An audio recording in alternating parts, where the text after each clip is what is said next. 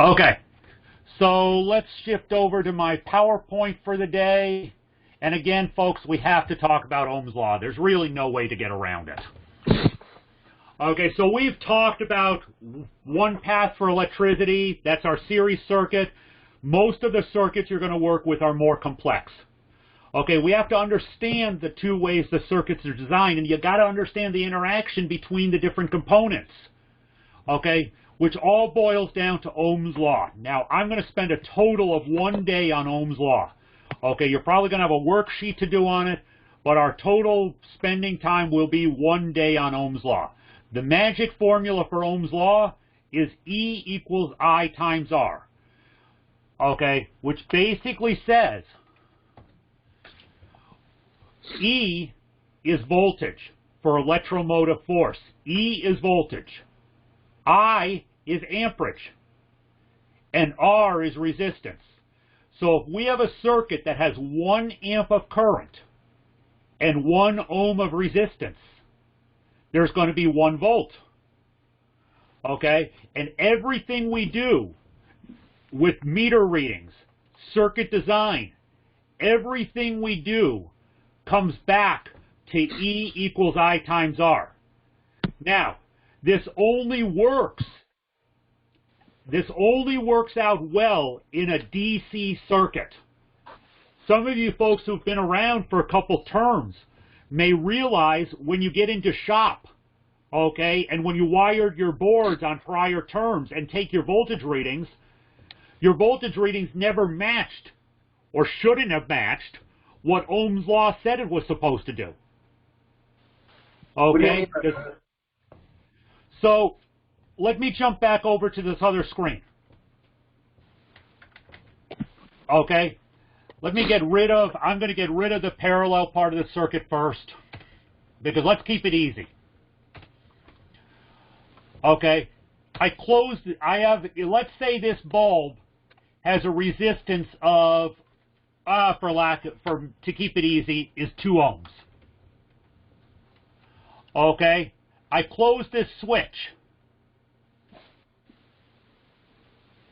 My bulb is supposed to power, right? Yes. Okay. If I use Ohm's Law, and if I calculate out, we have to find, okay, we know what E is. That's 120 volts. We know what R is. That's 2 ohms. So we divide now. We have to calculate for I. Okay, so if we take E equals I times R and change that around, I equals E divided by R. Okay, because I can do, once I assign letters to math, it gets weird, but you can always change things around. Sorry, can't get away from algebra. So I is 120 divided by 2. What can anybody tell me about a 60 amp circuit? That's the average, like, hertz of, like, an American household, I think, or something like that? Yeah, 60 hertz, but it has nothing to do with amperage. That's the timing of the wave. But what's going to happen if one of your light bulbs in your living room all of a sudden has 60 amps of current? Think about a floor light you got someplace. They'll blow. It's going to blow up. The wires are going to melt down. Mm-hmm. Okay? So Ohm's Law works if this was a DC circuit. Okay? Because a DC circuit, we're going to have different resistances on everything. But in this light bulb, okay, in this light bulb here, I come into the light bulb, there's a coil. Okay, that's the filament in there. It's a little bit of a coil in there. And if you look closely at an old style light bulb, not an LED, but a regular style light bulb, you'll see that the filament has a coil.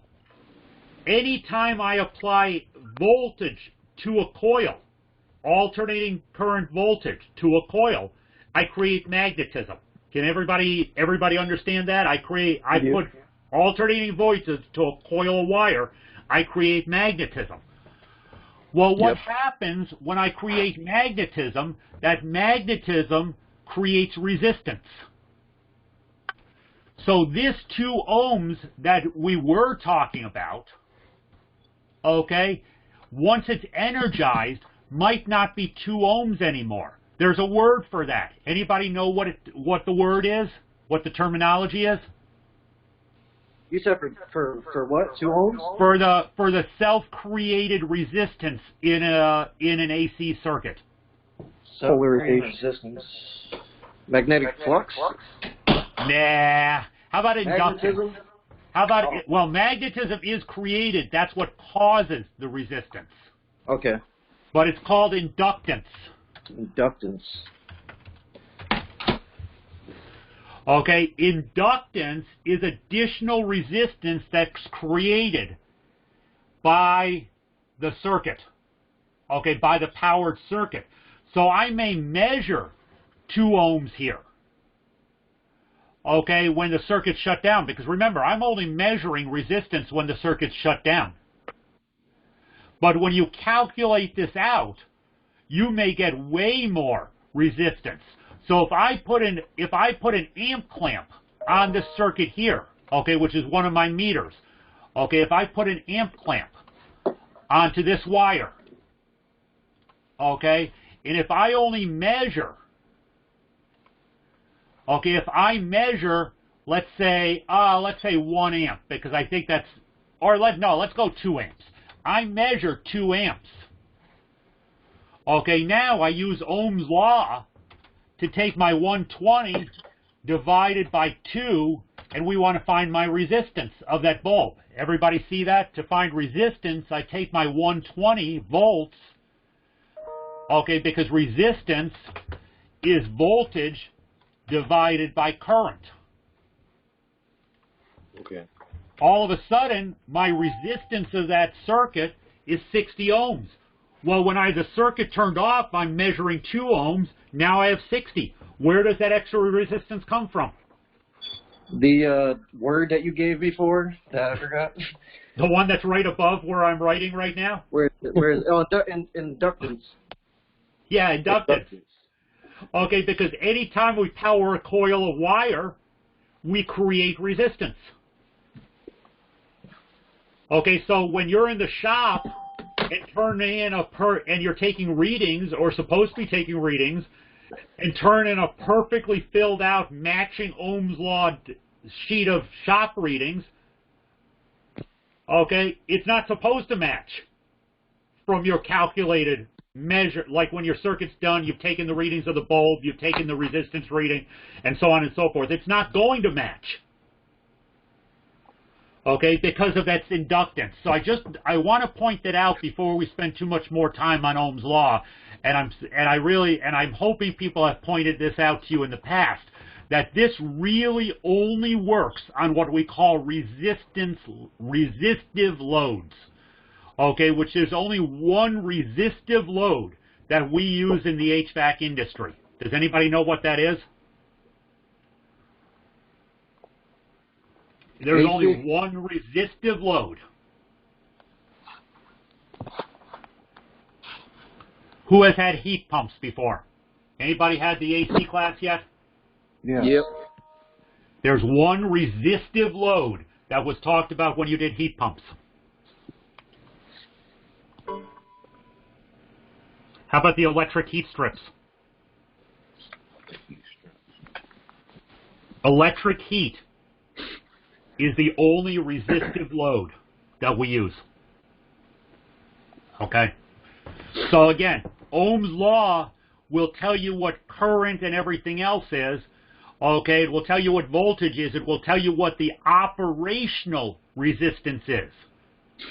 Okay? If you just take resistance readings of a device that has any type of coil in it by itself, it's not going to work when you power it. It's going to be different than what you power it. So again, that's why I wanted to get into that, so you can actually see what we're talking about. It's resistive loads. Okay, so if I have E equals 1 times 1, which is 1, if I have 0.5 amps and 100 ohms, we're basically substituting out 0.5 times 100 is 50 volts. And again, you'll measure that if it's a resistive load. As soon as you deal with coils, this no longer works the way it's supposed to. Ohm's law can be shown as a circle, and this is how I really want you to, if you have problems remembering formulas, I want you to remember it this way. Draw a circle. Put it into a slice of a 3-slice pie. Someone's getting the bigger piece. That's voltage.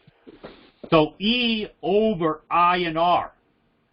To calculate the formula, to calculate voltage, which is E for electromotive force, you're going to cover the E, and you see the 2 points next to each other. Just put your finger over it. I times R.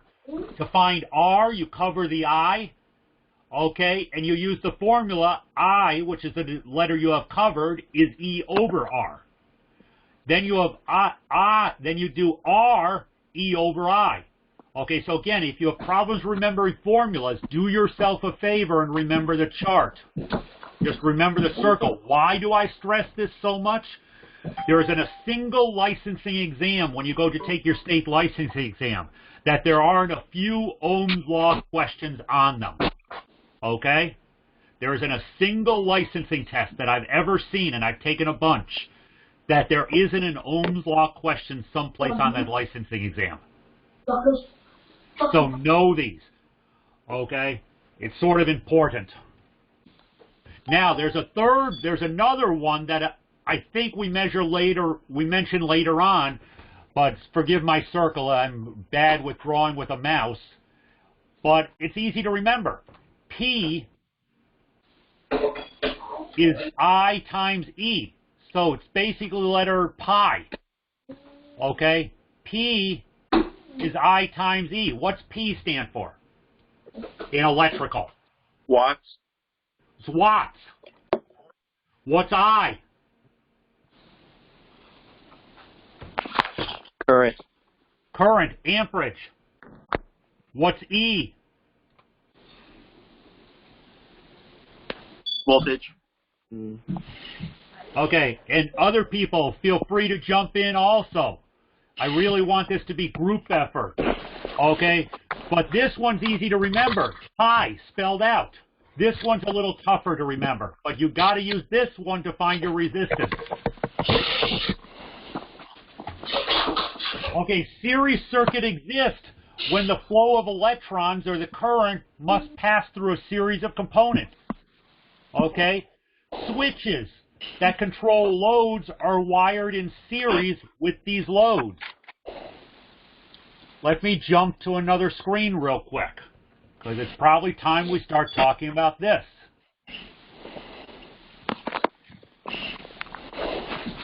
Okay, everybody seen this sheet before? It's in the handouts. It's in the. Yep. I believe it's in the assignments and stuff like that. Yeah. Okay, let's take a look at a few things on this sheet. What's this symbol? Single pole, single throw switch. Single pole, single throw switch. What's this symbol? Fuse. It's a fuse. What's 15? Double throw. throw, double pole. Double pole, double throw. What's number 6? Crankcase heater. Yeah, what I'm more after is let's just, this one happens to be a crankcase heater, but if you just saw this symbol by itself, what would it be? Heater. Heater. By the way, you're going to see this one in oil. That one's important. You're going to see it in oil. Just a heater. Won't have the CH under it. Just a heater. What's that symbol 16? What's that symbol? Transformer. Transformer. What can you tell me that's very important about a transformer? We briefly mentioned it yesterday. There's a primary and a secondary side. It has a primary side and a secondary side. It's a source and a load. It's a load and a source. Hey, Georgie. Okay, it is a load and a source. Okay, so we might have a primary which would be our load. Okay, we have a secondary, and that's our source. Okay, very important on a transformer. We have a load and a source. Okay, what's this on number 17? Single pole, double throw. Single pole, double throw switch. It's either on line 1 or on line 2. They didn't open the final. Yeah, he told me he What's did. number 18? Got 2 hours to take it. When? I didn't read the whole email. Can you just concentrate on that one? What? Door switch? Emergency switch. Oh. How about just keeping it simple? How about a push button switch? You see the little plunger? It's a push button switch. What about 19? It is a red light. Yeah, it's just a red light bulb. What's number 3? Same thing, isn't it? Same thing. Someone put 2 of something on the diagram. Get an easy one on that one. You'd be surprised the answers I get between the 2. Okay, what's number 11? Thermostat, close What on type rise. of thermostat? On heat rise, it closes. Close on rise. So what's it used for? Cooling. It's a cooling thermostat, basically. Close on rise. Where else is it used? Where else can it be used? And it's okay if you don't know the answer on this. But anybody else know where else this is used? Refrigeration. It's used in, anybody in here have gas heating yet? No. Okay. It's used on our fan controls, on our blower controls. We want to turn the blower on to blow hot air around the house as the temperature of the furnace goes up. We'll talk more about that when we talk about fan limit switches. What type of thermostat is this down here where we have number 7?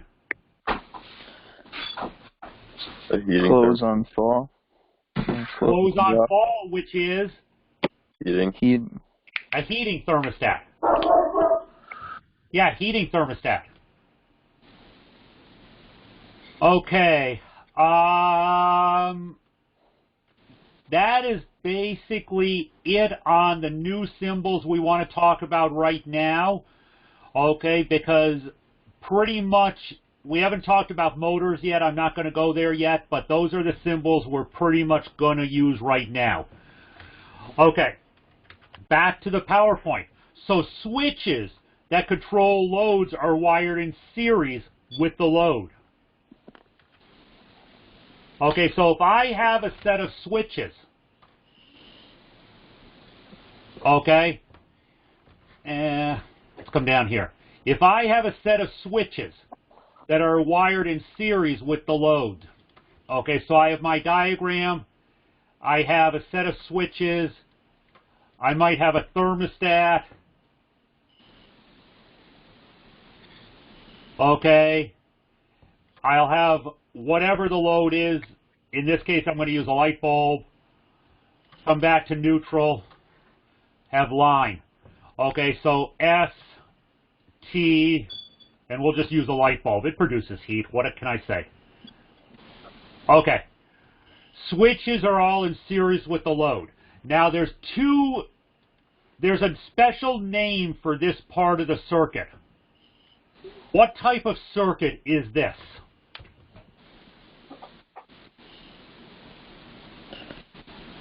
What type of circuit is that?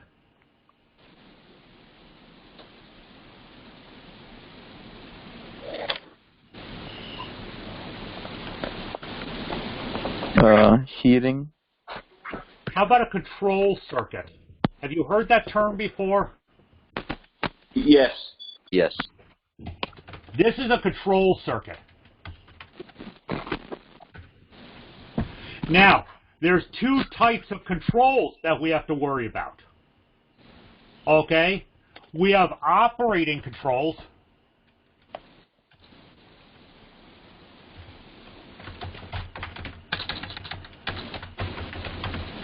And we have safety controls. So if we go back over here and look at our sheet, okay, what type of control is this? Number 11, what type of control? Is it operating or is it safety? Operating. In this case, it's going to be an operating control. Like especially when we talk about it with blower controls. Number 4, operating or safety? Safety. Safety, that's correct. Okay, number 6. Operating. Is it even a control? Oh, no. It's a load, not a control. Okay, my heating thermostat, operating or safety?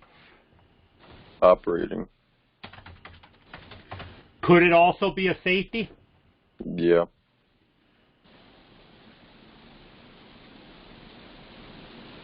Yeah, it could be a safety. If I want to shut something off, if the furnace is overheating, I want to open a circuit when a temperature is rising, right? So this thermostat, number 7 here, will open on a temperature rise. It can actually be either. You're going to see this in your circuits in the normally closed position.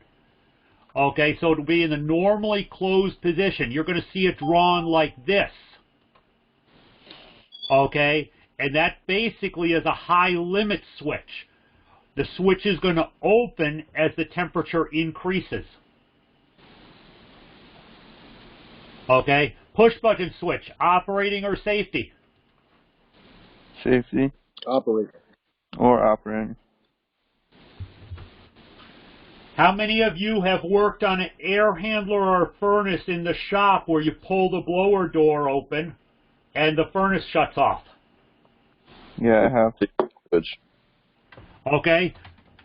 Most often in HVAC, these are used as safety switches or door switches. Okay, in other trades, they're used for other things, but most often in HVAC, these are used for safety and door switches. It's to prevent the blower from continuing to run when the homeowner decides to stick their fingers into it. Okay, double pole switch, operating or safety? Safety. Operating. Operating. There's nothing automatic with it. Someone has to manually throw that switch. Okay, so we have 2 different sets of controls. Safety switches are always wired in series. Again, safety switches, always wired in series. Operating controls can be wired in series with the safety switches, or can be wired to control individual parts of the system together and separately, okay? So you can turn on your fan for your furnace without having the heat or cooling run. Okay, that's an operating control that's just wired to the fan. Okay, so switches that control loads are wired in series with the loads. The switch is with the light bulb. The switch is with the motor in one way or another. Okay, so switches are wired in series with a load. Okay, now someone's going to ask me, or someone's going to be scratching their head. Well, we have contactors wired with the loads, or I have relays controlling loads. Is that a switch? Yes. Yeah, you're opening or closing a circuit. So I have a series circuit. Switch 1 and switch 2 controls bulb 1 and bulb 2. Okay? Now, if I just close switch 1, are the bulbs going to light up? No. No, not going to happen. Okay, so again, series circuits. Switch 1 is in series with switch 2, which is in series with bulb 1 and bulb 2. If any one of the components in that circuit fails, the remainder of the circuit doesn't work. It makes sense. If this light bulb here fails, nothing else is going to work. Loads in series split the source voltage. I showed you this on the simulator yesterday. Loads in series split the source voltage. Either B1 or B2 are going to get the full source voltage. The amperage in a series circuit is the same through the entire circuit, and I'm going to do a worksheet on this in a minute, so just follow along here and we'll repeat this. The amperage through a series circuit is the same through the entire circuit.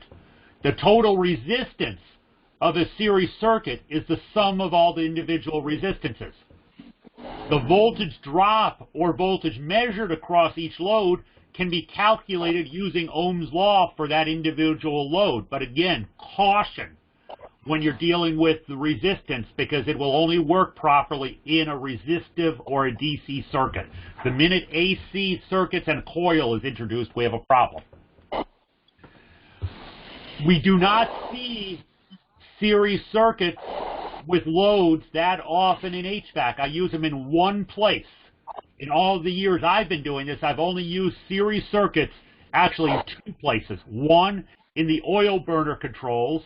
There is a series circuit that's part of a safety. We'll talk more about that. And the other place I've used series circuits for loads is in electric heat. Okay, we can use series circuit. We most often use our control circuits, our safety devices, our operational controls. They're in series so that all switches have to be closed to provide a path for electricity. In a series circuit, any open causes the circuit not to work. So again, when you're troubleshooting a series circuit, make sure all the switches you can close are closed. Take a voltage reading across the source. I think I ran through this yesterday also. Take the voltage reading across the first switch with your service switch. And all you're doing is leaving one line of your meter the same, and you're just going to before and after each switch. Okay, and eventually you're going to find the bulb or the device that's not working. Okay, and I ran through this yesterday, but you leave one lead. Usually I work from line. Just clamp one lead on there. Go before and after each device to make sure we have voltage. You'll find the open. When troubleshooting a series circuit, if you get source voltage across any switching device, that switch is open. Because you can't see inside that black box. So if you think a switch is closed, or if the switch is manually turned on and you get voltage across it, the switch is bad. If you get source voltage across the load and the load is not operating, the load is bad. Okay, it's really easy. Okay?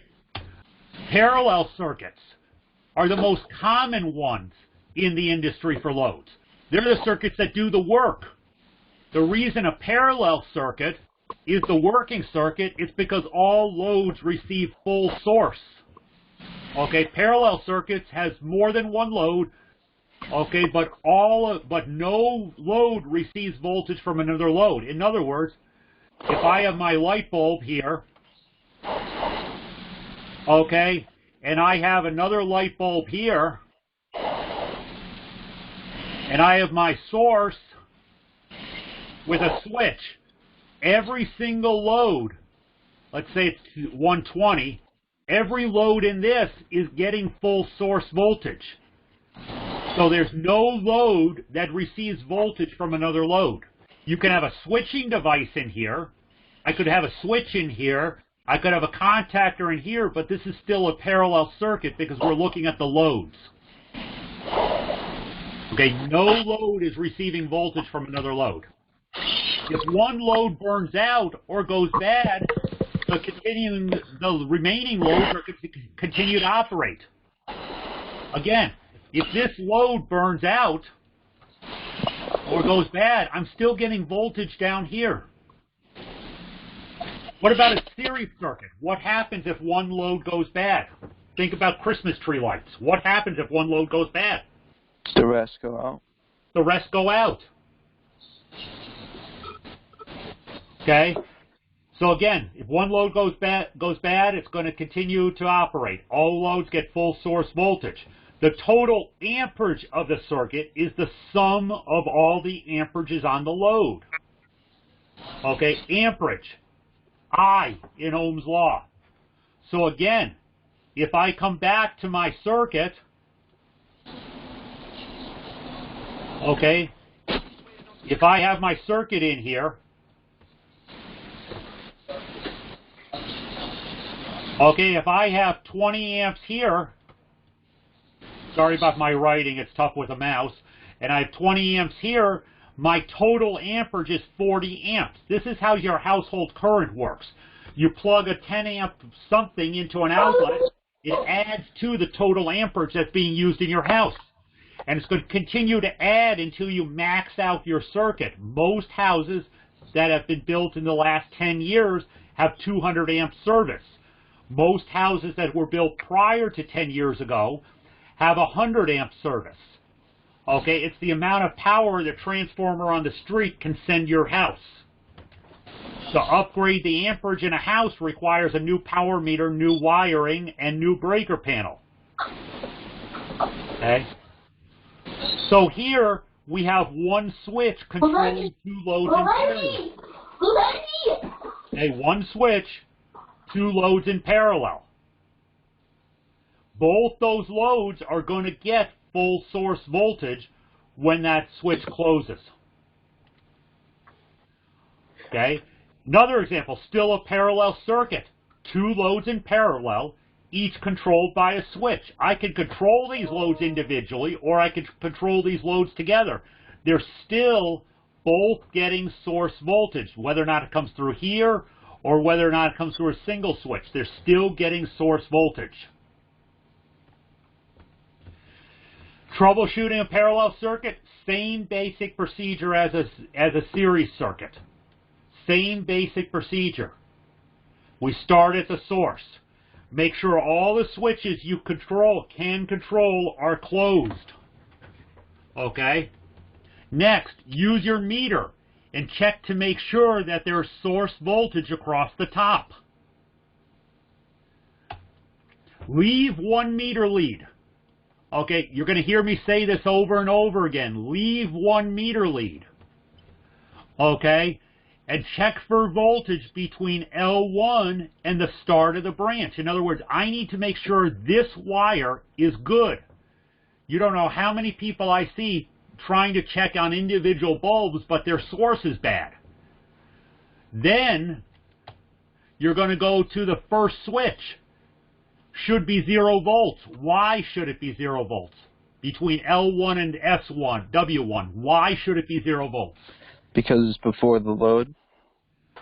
Yeah, because it's plain wire. There shouldn't be any voltage drop. Okay? Go to 0 load between L1 and the load side of switch 1. If the switch is closed, it should be 0. What happens if you get 120 here? You have an open switch. Yeah, but I turned it on. Shouldn't be open, right? So what's wrong? You have a damaged switch. Yeah, I have a bad switch. Replace it. Okay, check voltage between L1 and the line side of B1. All we're doing with this extra check is I'm making sure this wire is good. Okay? I'm thinking about happy homeowner who likes hanging laundry off the wires on their basement ceiling. Who knows if the wire's good or has been damaged by weight of laundry hanging to dry in the basement. Then I'm going to check the voltage between L1 and the load side of B1. Or neutral side, depending on how you want to put it. Why am I getting 120 here? Is this good or bad? This is good. Why? Because it's after the load side. Well, yeah, because basically what we're saying, we're going back to the basic law of electricity. Voltage across a load, working or non-working, is source. Voltage across a load will be source. Now what happens if this bulb, if I get this measurement, but this bulb isn't on? What's my problem? You have a bad bulb. I have a bad bulb. Replace the bulb. Okay, I'm going to check voltage between L1 and connection to neutral.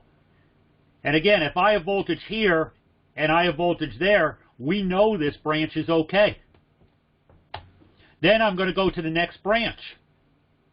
I'm going to check voltage between L1 and the line side of SW2. Again, I'm looking to make sure that I don't have a problem in the wiring there. I'm going to check voltage and make sure my switch is good. I'm going to check voltage again to make sure this wire in the center is good. Okay, I'm going to check voltage between there again. Okay, and I'm going to continue to check voltage all the way through neutral. And again, if this bulb is not working, what's my problem? Still got a bad bulb that needs switched. Okay, now let me toss another one in here.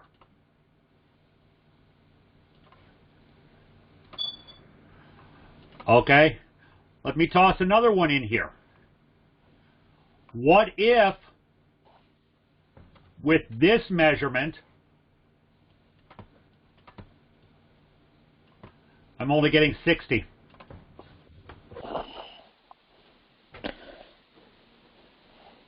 Then bulb 1 is not working.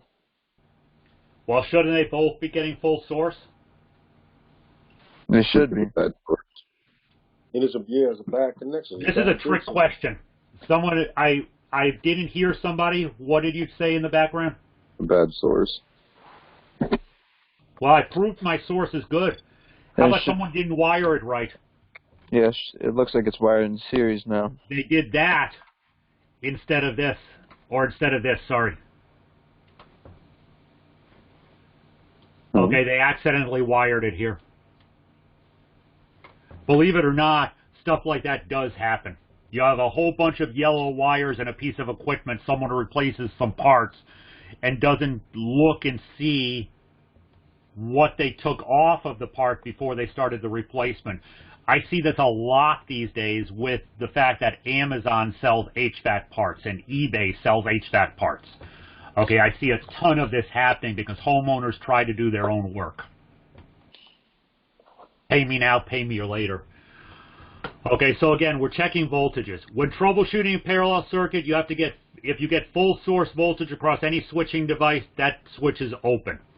When troubleshooting a parallel circuit, if you get source voltage across any load and that load is not operating, the load is bad. Because again, you're going to get source voltage across a working load as well as a non-working load. Start at the source and work your way from there. If you get any voltage across a switch, that switch is open or bad. If you get voltage at any load and the load is not working, it has failed, replace it. You're not going to repair most of these parts in the field. And that is my basic rules of troubleshooting.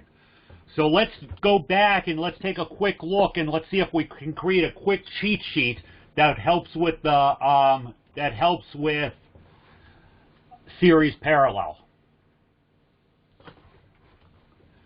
Okay, so if I have a series circuit, what can you tell me about the resistance of a series circuit? Anybody, what does resistance do in a series circuit? They get added together between the loads. What about amperage? Also added together between the loads. That's in a parallel. Amperage in a series is the same all the way through. What about power? Gets divided amongst them. No, my total circuit power sort of follows power follows amperage as long as the voltage stays the same. So power is the same. That's watted. Because again, if my amperage is the same, my voltage is basically the same all the way through. I'm talking total circuit, okay? For the total circuit. What about voltage?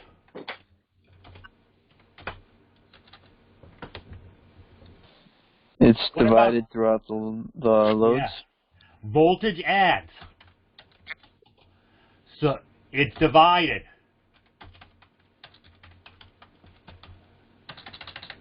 Helps if I can spell. Okay. What type of circuit does Ohm's law work on?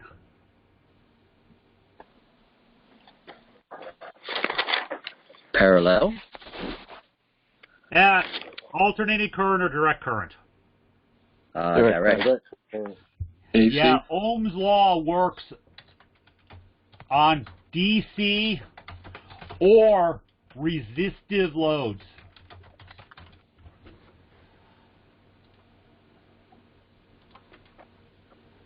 Okay, the minute you get alternating current in a coil, you start having problems. So, parallel circuits.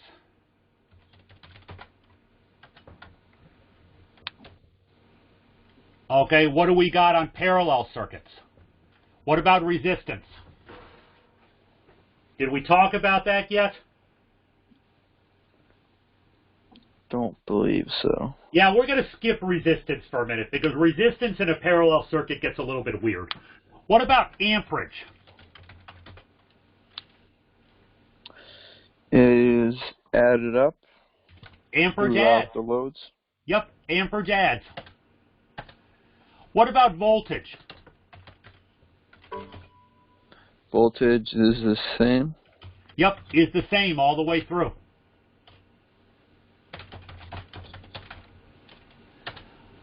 What about power? That's wattage. Power, isn't that also the same? No, it follows amperage. Oh, okay. So it is divided. Yeah, it adds up. I wish it were the same. My house would my whole house would be a 100-watt light bulb, and my power bill would be cheap. Ohm's law. Does it work in a parallel circuit on AC loads? It shouldn't. No. No, it doesn't. Same, Ohm's law only works on resistive loads.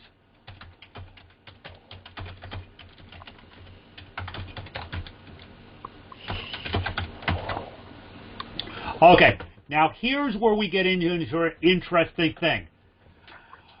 Resistance in a parallel circuit is less than the lowest resistance in the circuit.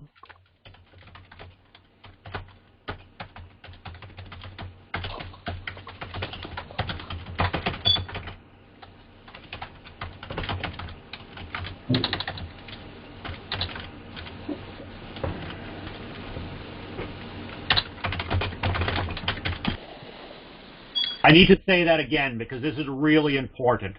When you're looking at a series of resistances, your total circuit resistance will be less than the lowest resistance in the circuit. Okay, so we know Ohm's law, okay, is E equals I times R. We know I equals E divided by R. We know R equals E divided by I. Okay, the problem is when we have multiple components of Ohm's law. Okay, and you need to find out what our totals are. So if I have a circuit, get a circle on there. If I have a circuit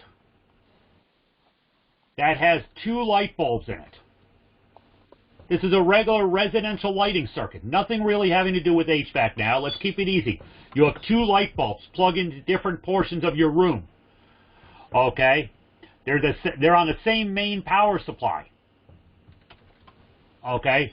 So we might, no matter what you have in your house, you're still coming off the same main power supply. So I have 2 bulbs in the grand scheme of things that are in parallel. Okay, we might have 1 switch for both bulbs. And since I want to make this a little bit easy, that's exactly what I'm going to do. Okay. We're going to use 1 switch for both bulbs, keep it really easy.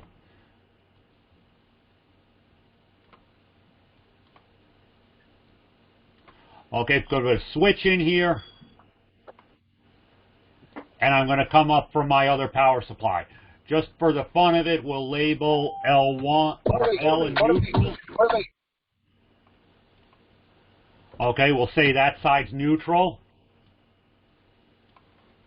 Okay, and because I need to label things, I'm just going to call this switch 1. And B1. And B2. Okay, so let's say this is 120 volts. Okay, my whole circuit is 120 volts. How many volts is B1 getting? 120. How much is B2 getting? 120. Yeah, because it's a parallel circuit. Okay, if I know that my amperage here is 3 amps, because I can measure it, and my amperage here is 2 amps, can I now find out the resistance of bulb 1? Yes. Okay. What am I going to use?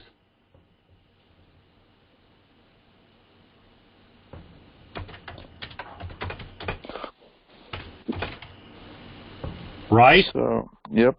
So it'd be 40. Resistance bulb 2.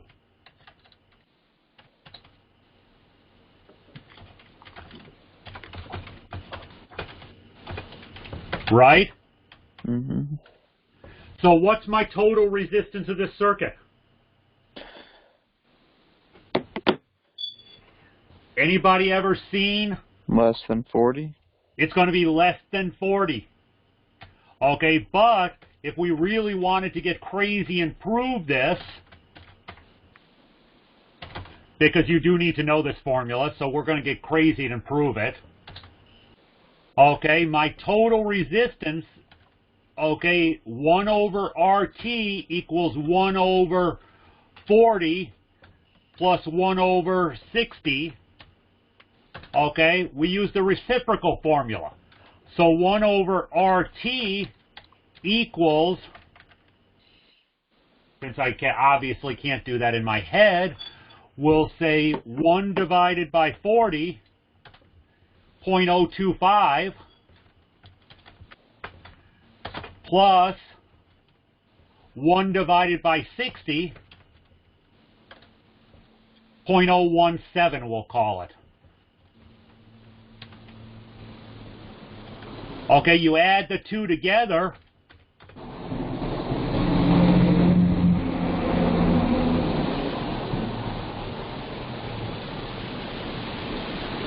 and you come up with 0.042. Is that my resistance yet? Or is there something else I need to do? You have to put it into the formula? Okay, we think back to algebra, heaven forbid, and we realize what I do to the left side of the equation, I have to do to the right. Okay, so if I have 0.042, I need to change this into 1 over 0.42 to come up with my total. So my total resistance for this circuit, we're going to say, is 23.8.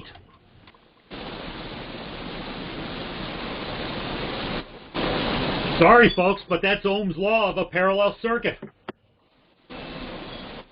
Okay? But the reality is, if you're looking at a test someplace or a licensing exam, and they give you 3 resistances, and the multiple choice question gives you 4 choices, you can narrow down your choices by looking at what's less than the lowest resistance. Okay? Now, where does this come into play? It's a lot of times helpful to find out where wiring goes. If I have a compressor and a fan, or a blower motor and an oil burner, if I know the rough resistances, I can actually find out what's wired incorrectly by just taking a resistance reading of the circuit, and I can find out what's open or closed, because if I get the resistance that's the lower than the lowest load, it helps me track down problems. But the bottom line is, you guys need to know this formula, the first part of this, and we need to know how to use it. There will be some worksheets on it. Okay? I've seen a few grown men cry on licensing exams when they throw one of these at you, because they do. Okay? The theoretical side, along with code side, along with operational side. They can't test you on how well you can fix something. But the state of Connecticut loves throwing licensing exams at you that include a lot of Ohm's Law. And it's like, which is the lowest, or what's the resistance you get if you have this, this, and this wired together. Okay? They're going to ask you the resistance of a switch. I don't want anyone failing a licensing exam because we didn't go over something. Okay? Because we did. Okay, any questions on anything I've covered so far?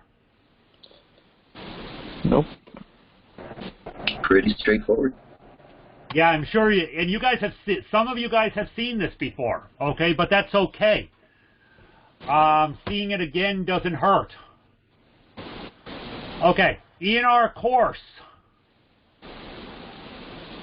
okay, we are on this module that's series and parallel circuits and meters. Okay, I have covered the series and parallel part of the presentation. In my announcements for today, I've asked you to watch the lesson on meters on yourself. Again, we've gone through so much of that already. Okay, please download and look at the PDFs for the oil symbols. Okay, I've gone over a ton of them already. If you have any doubts, please take a look at the web link for the series and parallel circuits. Okay, there's additional videos here. Okay, you guys have access to the PDF handouts for today, which is the PDF of oil, series, and parallel. Of course, that's minus my scribbles. Okay, so you always have the PDFs. These are available to the day before normally. When I have a question. Sure. When I go into my assignments, I don't see all the things that you see. You won't, because you'll only see what I've made available. Okay, I'm on, okay. When I'm walking through here, anything that does not have, just so everybody knows, anything that has a closed eye here or does not have a green check mark, you won't see it. Okay. So I only see the discussions, homework, and the labs. Yeah, you won't. Oh, click on modules. Okay. Are you in the app, or are you on the I'm on the website. Click on modules up here at the top. Oh, okay, okay. I see them now. Yeah. Okay. Sorry about that. If you're on the app, I have never used the student app, so I have a tough time helping you guys with that, but I don't know if you see the modules the way they're laid out.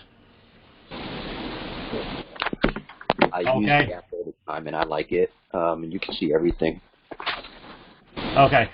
The down at the bottom of every day, there's the video lecture from the day before. This one will be posted shortly. What I've just gone over will be posted shortly at the bottom of today's module. Looking forward to tomorrow, we are starting to talk about oil. Okay, we're going to continue our electrical discussions, but we're starting to talk about the properties of oil. Okay, So we're starting to shift a little bit from the basic electrical into the actual oil heating, and we're going to build from there. Okay, so that is basically what I have for you guys today. I expect you